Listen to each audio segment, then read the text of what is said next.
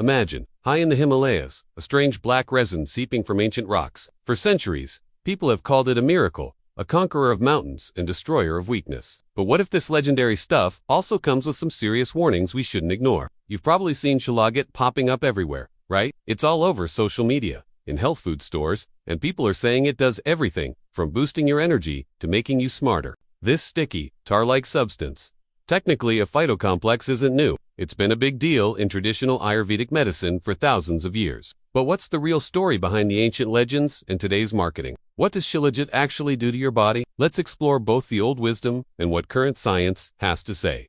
So, what is this stuff? Shilajit, sometimes called mumio or mineral pitch, is pretty unique. It forms over hundreds of years from plants slowly breaking down, mixed with microbial activity, all squished between layers of rock in super high mountain ranges. We mostly hear about it from the Himalayas, but you can also find it in places like Russia, Afghanistan, and even Chile. It can look anything from light brown to a really dark blackish brown, and it has a pretty distinct, strong smell. Some folks even say it's like old cow pee. No kidding. In Ayurveda, that means it is seen as a powerful rejuvenator and adaptogen, something that helps your body handle stress. They believed it could boost physical strength, help you live longer, and tackle a whole host of problems. Traditionally, it was used for almost everything, cranking up energy and stamina, sharpening memory and brain function, supporting men's fertility and sexual health, and even helping with things like weak bones, tummy troubles, and altitude sickness. It was, and for many, still is, the go-to for overall vitality. Science has put Shilajit under the microscope to figure out its secrets. It turns out it's a really complex mix, mostly made up of 60 to 80% humic substances,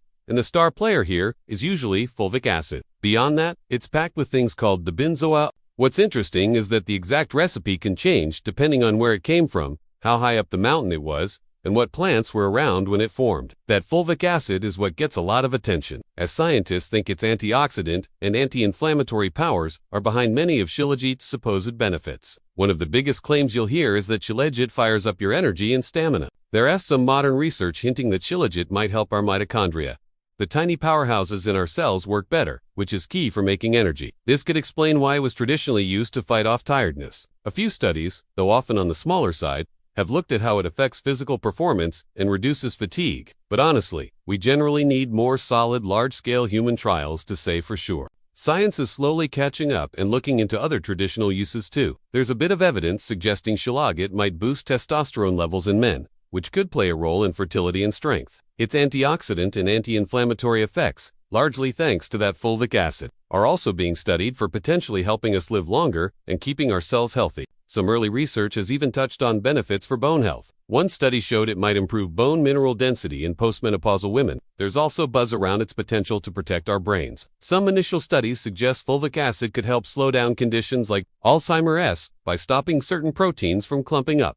But this is very early days and needs a lot more research. Other areas being explored include its possible role in helping with altitude, sickness, chronic fatigue, and even iron deficiency, anemia. But a lot of this evidence comes from animal studies or very preliminary human trials. Alright, let us talk about a really important part of the real truth. Shilajit is there are potential risks and things to keep in mind. Some people experience side effects like an upset stomach, diarrhea, or nausea.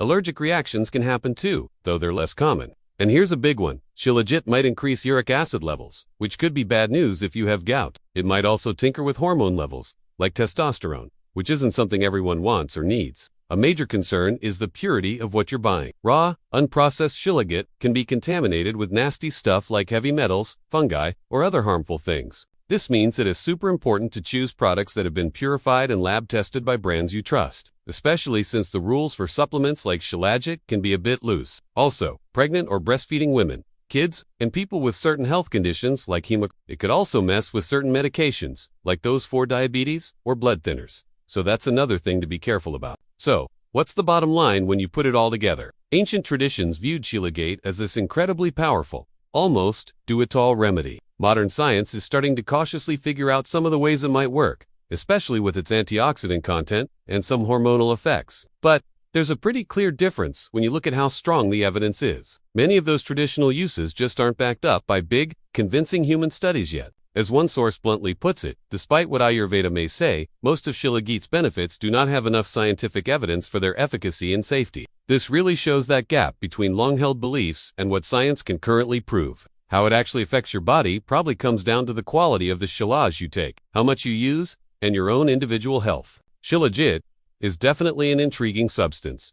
A natural resin made over centuries, loaded with minerals and fulvic acid, and with a deep history in Ayurvedic medicine. While modern science is beginning to look into some of its traditional uses, like potentially helping with energy, testosterone, and brain support, a lot of the evidence for many claims is still just starting to come in. The real truth seems to be that while it might offer some benefits, it also has potential risks. These include side effects and, importantly, the serious issue of contamination if it's not processed correctly. Your best bet is to always go for high-quality, purified products. And most importantly, chat with your doctor or a healthcare professional before adding Shilajit or any new supplement to your daily routine. This is especially true if you have any health conditions or are taking other medications. Have you ever tried it, or are you thinking about it? We'd love to hear your experiences or any questions you have in the comments below. If you found this breakdown helpful, please give this video a thumbs up. Subscribe for more insights backed by evidence. And don't forget to hit that notification bell so you catch our next exploration.